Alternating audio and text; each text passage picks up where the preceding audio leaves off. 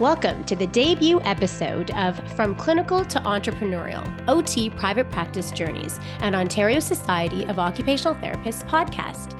In this series, we connect with occupational therapist private practitioners and business owners, and we hear about their inspiration, their stories, and their lessons learned. I'm Seema Sindwani, OSOT's Director of Strategic Partnerships and Practice. In our first episode, I interview Sharie Woelke, an OT, registered psychotherapist, clinician educator, and learning designer with over 22 years of experience. Learn about her inspiring journey of how the onset of laryngeal dystonia, which at times renders her completely voiceless, pushed her into new directions to create a formidable and lasting business. Here's episode 1. It's great to have you as our first guest because you're then going to flip roles and become the co-host with me. Yes. Well, I'm least interested in what I have to say and most interested in what everyone else is going to have to say. But I guess we need to start somewhere. So that's where we'll start. Well, I'm really interested in what you have to say. And I'm really, really sure that our listeners are interested in what you have to say as well. So let's get us started as part of our welcome, everybody, to our podcast.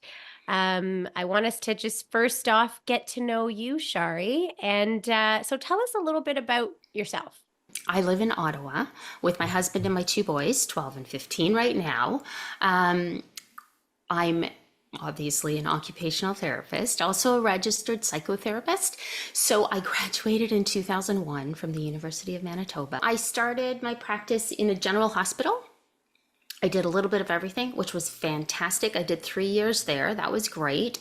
And then I left public health and I started working for a private practice company in Ottawa with someone who's become a great friend now, still, even though she no longer has that company anymore. And she was actually one of the huge supports who got me to go out on my own, to start my own private practice. It was the furthest thing from my mind. I had absolutely no desire or interest in ever having a clinical practice or running my own business. So I started working with her. I did a lot of work in MVA, and then over time I moved away from more of that assessment to brain injury rehab work, which led me to learning more about sort of the biofeedback, neurofeedback side of things. What I'd encountered was when you're working with people with brain injury, there are times where you reach a plateau and it's a little bit difficult to move beyond that plateau. So I was looking for other tools and resources that would help with maybe, the mental health component or that autonomic regulation to see if we could progress rehab. So that led me to biofeedback, which led me to learning that there was such a thing that existed called neurofeedback, which is essentially biofeedback of the EEG. So I investigated that a little bit more and realized that it's actually a real thing. So that started me on my clinical practice. That's how that was sort of my vision when I opened my clinical practice, was to do, 10, 15 hours a week of brain injury and incorporate the biofeedback modalities into my cognitive rehab approach. That was the plan. Didn't work out that way, but that was the plan. Okay, so let's delve deeply here. We've heard a little bit about your background and your interest and how you moved into sort of the neurofeedback. So let's dig deeply into the private practice part of it. So yeah. Share your journey. How did you get into private practice, Sharie? What motivated you? What are the steps you took? And even how I think you touched a little bit on the niche part, but tell us more about that journey, how you landed into private practice, having your own business, and then how you honed kind of that niche area. Well, I would say that unlike I think most people in private practice who I think go about that in a very adult and reasonable, deliberate way, it was all accidental. Every single thing was accidental. So after I was coming back to work from my second maternity leave in 2012, I was talking to my friend who had also in the past been my employer, and she encouraged me. She's like, just listen, just go out on your own, do it on your own. You've got all the skills, you've got everything you need. And I was like, I have no idea what I'm doing. She's like, it's fine, I'll help you. So again, as I had already said, okay, I thought the plan, brain injury, a bit of neurofeedback, 10 to 15 hours a week. That's about what I'm going to do. So I started that. I took the neurofeedback training. I became board certified.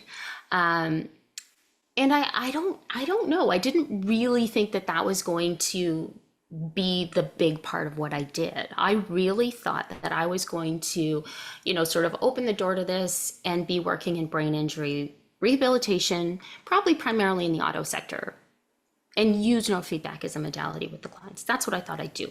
It is a part of it. But Veteran Affairs of Canada found me. They were looking for a regulated healthcare provider who was board certified in neurofeedback and could provide that. So they started. They started by sending me a couple of clients who in particular were looking for neurofeedback. They tried it and had good success. And it was for really that autonomic regulation piece related to their post-traumatic stress disorder. And that really surprised me because it started with one client, and gosh, within a year, I was more than full time. I was overwhelmed with clients who were looking for this service. So I would say that I spent the next 5 or 6 years, maybe more, just screaming, running after my practice, trying to make sure that I kept up. So this is why I say that like normal grown-up people go about building a business and they have a plan and they see their lawyers and they talk to their accountants and they get everything set up. I applied for a business number, managed to hook up with 1 or 2 clients, and then just ran screaming for years after. So that's there's definitely practice developed. Yeah, no, there's definitely a uniqueness to your story where someone in this case being Veterans Affairs finding you. There's definitely a uniqueness to that. So wonderful in many ways, I imagine. But so tell us a little bit about the steps you then started to take to turn this into a business. Well, so again, that was a little bit forced because it just kept on getting to a point where there were so many clients, there wasn't I physically could not see anybody else. So we brought on more people. And that's really how it started to grow. And then since I was working with Veteran Affairs, they went through changes, of course. They're always, every organization goes through, periodic changes and upgrades to their systems. And over time, because of course my occupational therapy background, I started seeing more mental health occupational therapy in the community. And weirdly enough, even though it's not that much time that's gone by, even back then, mental health OT was kind of a weird thing. And that wasn't that long ago. Yeah. But so there was a uniqueness too, because our practice was so focused on mental health in occupational therapy. So we had a lot of clients because, come to us for those services. And that was still something kind of unique we were doing at the time. It's not now, but at the time it was, which then grew to psychotherapists joining the practice. So again, it was all really pushed by caseload and what was happening from that perspective. And then, we had a huge demand in Pembroke, which is a town about an hour and a half away from Ottawa. So that pushed us to having a space in Pembroke. And then we had a huge demand build up in North Bay. So that pushed us to getting a space in North Bay. So that's kind of how we grew, is just because it got to a point where it was too far to drive. And so do you have, is it 2 or 3 physical clinics that you provide? Three. Yeah. Okay. Yeah. So right now we're in North Bay, Pembroke, and Ottawa. And of course, there've been over the years a ton of changes. At that time, it was all driven by just the Veteran Affairs demand. But there were changes as a result of that. They go through things differently now. So now we still have those locations, but we've really diversified into different caseloads and client populations and so on. But I'd say the core of our work is still related to those skills that we've developed around working with that diagnostic group of people who, struggle with PTSD, anxiety, depression, sleep disorders. A lot of the veterans had blast injuries, and with my history with brain injury, we still do a lot of cognitive rehabilitation. So it's kind of a weird combination, but it's a combination that is really driven by our client base. Okay. And I like sort of what you said, where you talked about it was an accidental growth, and that Oh, yes. you ended up chasing your caseload to a degree, which I think is really neat. But certainly looking at where you are now, I'm sure some of these more conventional foundational pieces have come into play, right, Sharie? So Yeah. business plan, setting goals, key performance indicators. Can you talk to us a little bit about all of those things? Do you have a business plan? Do you set goals? What are your KPIs? Share with us Yeah. about that. Yeah. Yeah, I think one of the things that happened, and I'm sure other, people that we talk to over the next couple of months will tell us the same thing, but you kind of go through, at least I have gone through sort of a stage where things grow, and then you get to a point where you're like, oh, there's such an inefficiency bog down that something's got to give. And then you move to a new system, and then you grow through that, and then you again, and you can try to look forward as much as you want, which we do. We always try to look forward to several years down the road, but still sometimes something happens, and I'll talk about it today. Something just happened in the past couple of months where we were like, oh, our old system that we thought was going to be great isn't. Well, it's not that it wasn't great, but there were some changes that were needed. So then you have to do another shift so that you've got a better platform for growth. So, and I think Seema, I've had some other complications that have impacted how my practice grows, which I will talk about in a second. For sure. I think all the best laid plans. I mean, that's life. You can have a plan, and we want to hear about your business plan, but regardless of setting and making plans in life, lots of things get thrown at us where we have to pivot. I know that was the word of the pandemic, pivot. Yes. But regardless of the best laid plans, we often do have to shift. Yeah. Yes. Well, actually, I'm going to complain a little bit about the pandemic and a pivot that we had to take. And then I am still going to answer your question. Okay. But this does have to do with business goals and plans. So we were in a position there where things were, we had a really high caseload related to veteran affairs clients. We realized that was a vulnerability, right? You can't build an entire business on one client. Right. So that was something that we always thought, okay, we've got to do, we can't do this forever. And let's go back to the year 2020 in January. In January. That's not, but let's. Yeah, that's right. Yeah. In January, not many people were doing virtual therapy. And I was like, starting in 2019, I was like, you know what? That's going to be our thing. That's going to be our area, our niche. So, because I was looking at the future and I thought this is what's going to need to happen. So we did courses, we did reading, we did research, we did all this stuff to try to get ourselves into this brand new world of online therapy that no one was doing, especially for OTs, but also for psychotherapy and so on. And we had everything set up. Our platform was ready to go. Date of launch, May 1st. And then the pandemic hit. And within 2 weeks, everyone was doing everything online. So there's that comment of pivot, right? So we were ready for the pandemic because everything switched to online, but our caseload certainly wasn't ready for the pandemic, like everybody else. So yeah, that was a bit frustrating. However, that was a goal. And I think that's kind of guided some of my long-term decision making, because I'm always kind of looking at the future and sort of like, okay, how can this go wrong? Where's our vulnerability? And so on. So that was a big one at that time. I try to set goals that take us 3 to 5 years into the future. A lot of my decision making around how we progress the business has changed in the past couple of years, more than in the past. In the past, it was just trying to keep up with what we had.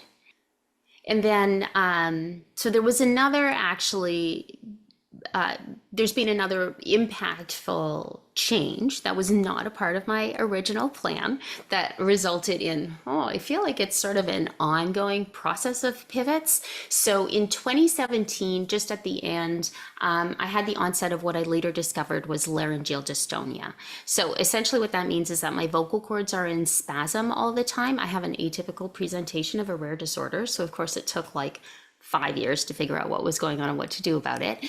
But my vocal cords are in spasm all the time. So they're pulled apart. So they can't vibrate together to produce voice. So it can be effortful, difficult to talk. And also, there are times when I can't talk. So what was happening there from sort of the end of 2017 until really 2022 is we were going through a process of sort of figuring out what was going on. I get Botox injections into my vocal cords now, which was quite unpredictable as they were trying to figure out how to titrate the dose. At the end of 2022 was the first time I was really, so that was just about a year ago, was the first time I was able to sort of find a relatively consistent pattern or voice schedule. So now I get the dose every 3 months. I have about 1 month where my voice doesn't work within that period of time where I'm all whispers. And then I have about 2 months where my voice is reasonable. So during those 2 months, for the most part, if I make an appointment, I can actually do the appointment from a voice perspective. There are times it'll spasm if I get too fatigued and so on. I have to be careful to pace myself. And I've had to really decrease the amount I speak. So this really led to a lot of changes with the practice. Because I would say I used to run the practice by sheer force of nerd. I would do in services, I would meet all the therapists one-on-one. I would have therapy sessions with my clients. So it was all voice-based. Right. And then starting 2017 and moving on, it was sort of a gradual, a realization, because at first you lose your voice, you don't think it's much. And then I was also teaching in the United States at the time. So I was flying to teach these like 2 or 3 day workshops. But then, when you don't have a voice, the people are trying to listen to you and it was a mess. But anyway, so that led to us kind of realizing, probably sort of around the time that the pandemic hit as well, that we have to go at this like, this is the time that the grown-up adult, I'm going to be a real business person and make a real business plan. Realization started to hit because I couldn't just wing it anymore. I couldn't meet with the therapists and do the mentoring sessions anymore. I had to just cut back one after the other on the clients that I was seeing. So everything I was trained to do as a therapist, I couldn't do anymore because I'm a rehab therapist. I'm not anymore. Right. Well, I still am at heart, but I can't do it because you can't be working with a client for, 1 week and then not able to see them for 2 months because your voice doesn't work and they need to be able to hear you. Right. So there were a lot of different issues that sort of came into play that changed things. Marketing, I couldn't do the way I used to do anymore. Right. I couldn't be on the phone with people anymore. So I couldn't call other case managers and interact and network that way. So all of that stuff really started to kind of fade out. And unfortunately, that was kind of the time it was really hitting us was when we had COVID, when, being able to speak because everything's now virtual and by phone because you can't see them face to face. And then those masks that cover your lips so nobody can even read your lips anymore. Right. So it really was a forced, it's quite a story. It's an inspiring story, to be honest, but it's really a forced shift for all these reasons. Just to give our listeners a bit of context, how many years would you say you've owned your business or you've been in private practice, Sharie? Well, so I started in 2012. Yeah. My practice, but I was working in private practice starting about 2003, 2004. That's my age. I just erased 20 years. Okay, wouldn't that be nice? Okay, so just giving folks kind of that sense of the journey in terms of length of time? Yes. Okay, so you talked a little bit about challenges, health challenges. Thank you for sharing so openly about that, and then the COVID-19 pandemic. So now lead us to the business plan, Yep. and despite having those challenges and those obstacles, how you came up with what that looks like. Yes. Well, so that was really what led us to that. So I guess I'll sort of take the story just a step further because that really led to the impetus to make some decisions for us. So the voice, the pandemic, and remember how we had talked about earlier that we had this heavy reliance on one referral source, Right. that we were cueing ourselves to, this is a problem. We can't do this. Right. So then they started making a lot of policy changes, the referral source.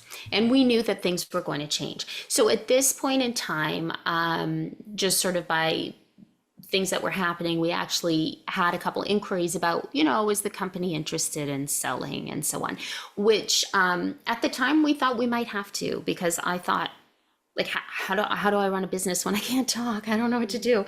And with all the other things that were going on, we were worried about the therapists and so on. And we'll talk later, we made some mistakes, but that led us to really looking at our numbers to be like, is this possible? What are we at? And I think that kind of like a humiliating deep Humbling. dive Let's say into humbling. Let's say okay, humbling. Yeah. into how your business is actually running, is something that really pushes you to make decisions. And that is what we'd always come up with, like little business plans, Okay. goals. We knew what we needed to do. We knew we needed to shift and diversify. We had our plan to go virtual, didn't work, COVID pandemic. But this was really when we were like, okay, so we know that we need X to make these things work. These are our operating expenses. This is what we need to do. This is how many hours. This is what the therapists are getting paid. This is how much is left over. If we don't have this, the practice can't work. And that's where we really started to get into very concrete business plan, identifying our weaknesses and seeing, like we talked about, we had this heavy reliance on one referral source.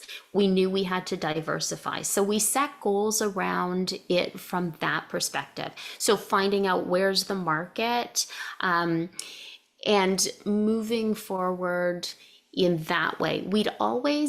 I think one of the strengths was that we always had, I guess I always had an interest in the clinical part of things and high quality clinical function from our practice. So that's where the mentoring, and we were always compliant with CODO and CRPO. We review those on a regular basis. So that was kind of all set up. But we also started working with a business mentor, and he was fabulous. And he gave us this idea, which I think everybody rolled their eyes at me, but I do these things. And he said, you need policy and procedure manuals. You need everything mapped up. So if something happens to you and you can't tell someone something, it's all there. So this also was part of our business plan development. So I wrote a huge policy and procedure website and try to make everything step by step. And we actually enlisted the therapists in that project too, like, how do you submit reports, all that kind of stuff. So that was one of our, I say short-term goals, even though it is kind of a long-term goal because we constantly update it. And an ongoing goal. So how often are you, what's your constant updating? How often are you looking at your business plan, your goals, your SOP? How often are you revising those, Sharie? So the business plan is kind of on an ongoing basis. We're always, we started talking about KPIs and I veered way off topic, but right now, the biggest KPIs from a financial and business health perspective is sort of the billable to non-billable hour ratio and the billable hours. We've sort of, the clinical Sorry, I'm going to stuff. pause you for a second there. I'm going to imagine we have a variety of listeners some in private practice, some considering private practice, others with, tons of experience. So we're hoping that this podcast hits people, kind of far and wide. So Yeah. can you loosely even describe those terms for us? What would you say is billable? What would you say makes up non-billable? That'll just kind of provide context for our listeners. Oh, absolutely. So billable is pretty much anything that you can actually get paid for, right? So it's the report, it's the client time, sometimes communication, it's what the practice gets paid for.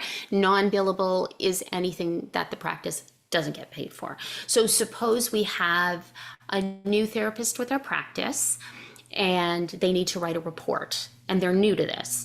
We get paid for 2 hours of their time for a report, but a new therapist might take 8 hours. So 6 hours is non-billable.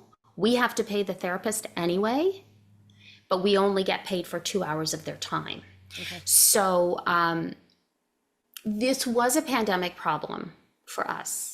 Because what happened was, as you know, the government provided some support, but we also added a lot. We wanted to make sure that even though there were decreases in our clients coming in to see us, that the therapists still had similar like weekly hours, right? So we started a whole bunch of projects, develop this workshop, do these things, let's do extra training. We're not a big company, so there was some financial effort that went into that, which we were very happy to do. But I think in part because of where I was health-wise at the time, we didn't keep our eyes on the numbers and we let it go for too long. And what ended up happening is instead of having sort of a healthy billable to non-billable hour balance, it really skewed. So in some cases, we had people who were doing 70% non-billable to 30% billable. And that ran away on us. And it's nice sometimes, it's really nice to be able to, get paid for that. And the therapist would have a lot of meetings and consultation time and supervision time where they would all sort of interact. And it was good for skill development. But unfortunately, if you keep doing that, eventually you do not have a business. Yes, there's two pieces. There's building your clinical skills and being, stellar frontline clinicians, but then there's also a business. So that's it. So I'm assuming there's been a shift, and so walk us through how you've gotten away from sort of the perils of that billable, non-billable ratio piece. Yeah. So what this deep dive did, the humiliating, and you call it humbling. Yes. Deep dive did was we were like, oh yeah, that's not going to work. Like we can't do this. And for us, like I said, we're a small company, so it was a lot of money. Like we were putting ourselves in a dangerous position, I would say, in terms of thinking about, could the practice survive? Especially given the fact that I wasn't at that point, because I didn't have my consistent injections yet. So I wasn't at that point in a position where I could just go see clients. I couldn't generate any of my own income at the time. Right. So it all had to be, so we had to do the really unpleasant thing of saying to the therapists, I'm really sorry, we can't do this anymore. Right. And really pull them back to the point where this is what we can do and this is what we can't do, and let's find a way to make it work. And for most of the therapists, I work with amazing people, they're fantastic. So most of them were yeah, sure, makes sense, sounds good. I did go to the point of we had a meeting and I sort of showed them the percentages and I was like, look, so for every hour you work, I think in one case I was we're losing 60%. We were in deficit, whereas other ones were better, we could do it. But because we had to work in operating expenses, admin expenses and all that into that formula. So most of them were yeah, great. There were a couple of them who And I do get it because I've been on both sides of it. I've been the employee and I've been the employer. And I know that the perception from the employee side is, well, if you're only paying me this much, you have X amount that the company is making. So that's why we did end up just going to that point where we showed people the percentage breakdown. A couple of people were unhappy. Most people were amazing. The unhappy people ended up leaving. And it was awkward because I'm a people pleaser. Yes. I don't like that. And I'm also like a bit of a socialist at heart and have like a really bad money attitude where I think I've told you before, Seema, that I'm trying to get over it, but I have this idea that it's only helping someone if you do it for free. Yeah, and you're not the first person to say that to me. And I hear that from a lot of occupational therapists. And I mean, we don't get any business training in school. And No. we're trained and inherently go into this profession because we're helping people. We're helpers. That's Yeah. why we do what we do. So you're definitely, I think, I'm sure even our listeners will attest to feeling kind of some of those same emotions. Yeah. So, and I have so many questions. So, and there's so much great information to unlock and pick out of your brain. Anything before, I kind of move on to anything else. Is there anything we didn't hit on with respect to your business plan or your goals or your key performance indicators? Again, we have so many things to touch Yeah. on. So I just wanted to make sure we uncovered anything there that we hadn't, and or if you even want to touch on when you were getting started, if you pursued any funding, any government grants, if you did Yeah. any of that stuff as part of this. So thoughts? Yes. So I think with respect to key performance indicators, what I gave you was more the financial ones, Yeah. and that is based on I'm certain that other companies will have others. Obviously, there's just general billable hours overall because that's what runs the company. That's what keeps Sure. us going. Sure. From the client side, we always do want to look at like client satisfaction. Are they getting better?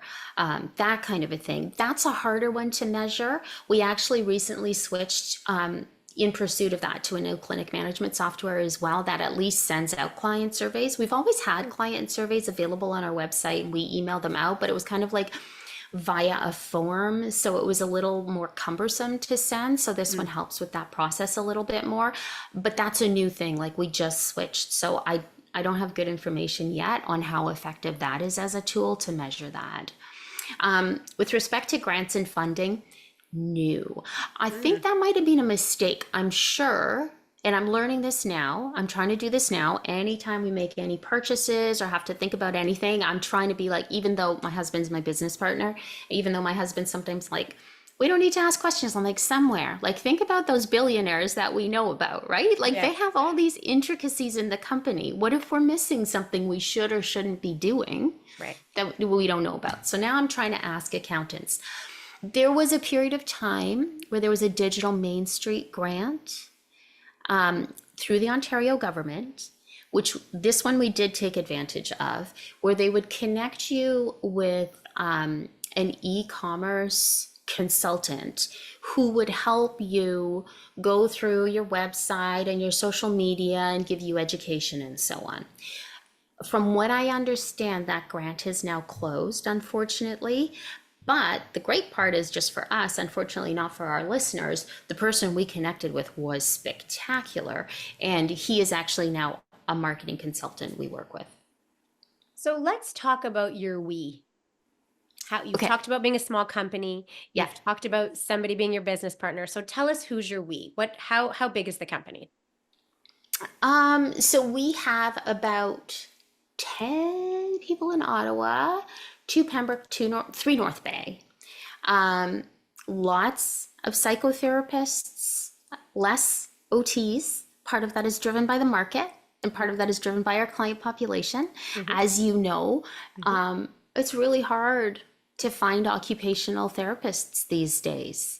So, and I think because we are such a highly mental health company. It's a natural fit for a lot of psychotherapists as well. And as you know, there's also some, see, now I'm already veering and you asked me to tell me about the we, but I was just going to say there's also some funding. There are also some funding issues with respect to occupational therapy in mental health, because as you know, extended health covers psychotherapy, but OT is not considered in that.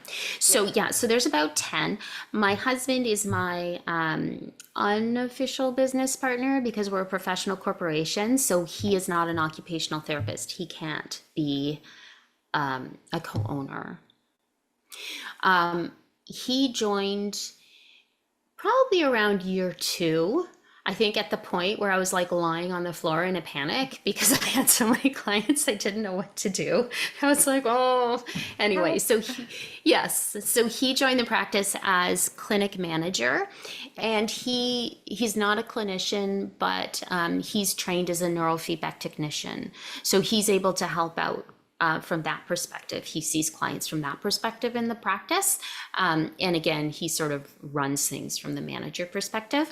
And then we have someone in North Bay who helps to run the practice as well. And then we also have our another manager, wonderful and admin and everything. I always say, so Kim Kirkwood is our admin, and I always say I went through one day a list of all the things I'm bad at, and then I was like, because I knew Kim before we started working together.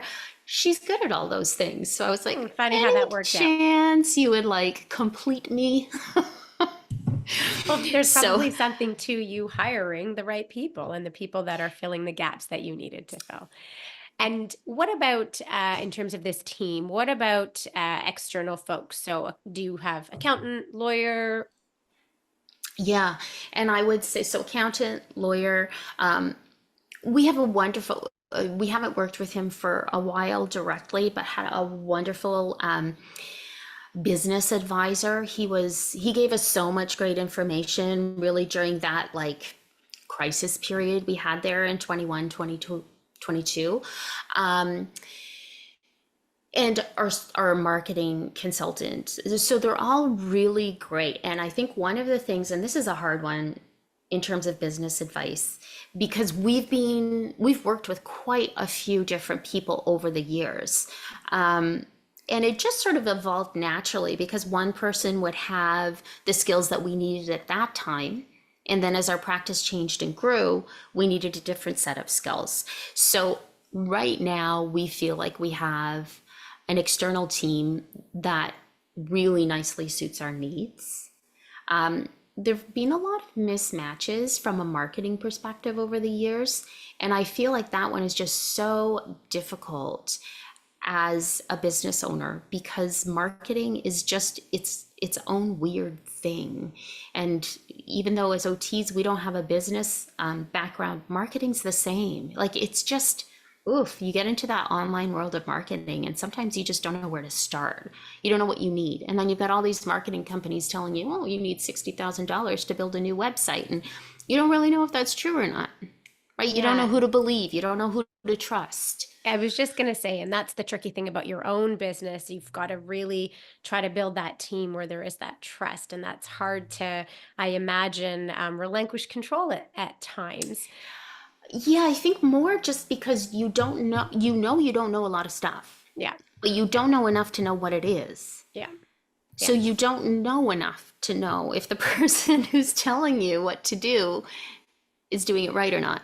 And sometimes that just takes experience and lots of mistakes. And I have so many to share. And there, that brings us also nicely into another area that I want us to get into, and that's the layer of regulation and legislation and the underpinnings. And so it's wanting to deliver on clients, and then it's needing to meet business operation needs, and then there's also a regulatory overlay with regulated health professionals. So as we knew would be the case, Sharie, we knew that you and I would get on a podcast and have a billion things to talk about. We knew that this would. I can sometimes drone on a little bit. But it's all good stuff. It's all good stuff. And that's the thing about private practice and being a business owner. It's an onion. There's so many layers. There's clinical pieces. There's, but we're also really wanting to make sure that we give our listeners what they need in the doses that they need it. And so I'm going to try to create a fabulous cliffhanger here. And I'm going to say thank you so much for, I think, really getting us moving and really getting the ball moving forward and hopefully exciting our listeners. And you've given us some beautiful kind of raw, open, honest background about who you are as a person and how you've come into this wonderful place of business ownership. And we want folks to join us on our next episode. We want people to stay tuned. We'll talk about, like I said, some of those regulatory pieces. How do you balance, those things? What are some of your financial strategies around those metrics? How did you set your fees for prices for services? Yes. I'm sure there's ethical dilemmas there. Paying therapists, that's a hard one too. How much you pay your therapists. Sure. How did you, and what do you think about in terms of growing? Do you do market research? What, are there initiatives that you could take? And then, just some of those really hard-hitting, tangible, what are 2 to 3 strategies you can provide to our listeners about operations? What is the clinic management software you've mentioned that you use? And, nobody would be successful if they didn't make mistakes. And we want to hear from you about what you feel those are. Would you do things differently? Would you, so the list goes on and on. I just wanted to ensure I leave our listeners knowing that we've just scratched the surface. Anything you want to leave us with for today based on what we've covered today and knowing we're going into some really other awesome territory? Well, I think really just your point of, we start trying to just give a little bit of information when it comes to your business, but then everything is in the context of what happened. So, I know that none of our listeners also happened to develop, well, probably not. And if you did, please call me. But I'm sure that none of our listeners also happened to develop, laryngeal dystonia and go through all these things at the same time. So it adds a bit of a complication. But, maybe some of that kind of information is applicable for some other people who are trying to adapt and customize their practice as well to what happened. And just, I think, one of the things we've talked about, Seema, through this whole process is let's just try to be honest, maybe not as protective about some of the information. We just want to sort of lay it all out there and, share as honestly as possible so people can, take what's helpful and throw out what's not helpful. So keep trying to do that over the next little while. Well said. And just on behalf of OSOT, Sharie, I thank you for coming to us with your energy and your desire to share. I think at OSOT are seeing a shift. We're seeing this desire of I think there's 2 things happening. I think members are they're asking us for resources, they're asking us for support. So we really do hope that we can deliver that. But we're also seeing from our private practice members a desire, a willingness, and an openness to share. And so another thing I hope we accomplish through this podcast together is the building of a community. Yes. Where honestly, I would say years ago, folks were holding things a little closer to the chest. And I appreciate that. It's proprietary. But as I said, I think the world of business ownership for health providers like OTs is opening up, and people want to create community and share, help their colleagues not make the same mistakes. So I'm excited. I think we're going to do great things on this podcast together. Good. It is exciting. All right. Well, be sure to tune in to our next episode. Thanks, everybody. Thanks for joining us for OSOT's first episode of From Clinical to Entrepreneurial, OT Private Practice Journeys. Take a look at the episode description for links to resources mentioned in this episode. And be sure to join me next time when I continue my conversation with Sharie, and we'll take a deeper dive into building efficiencies, improving workflows, and staying compliant. It's a must listen. Subscribe so you don't miss an episode and share this series with your colleagues.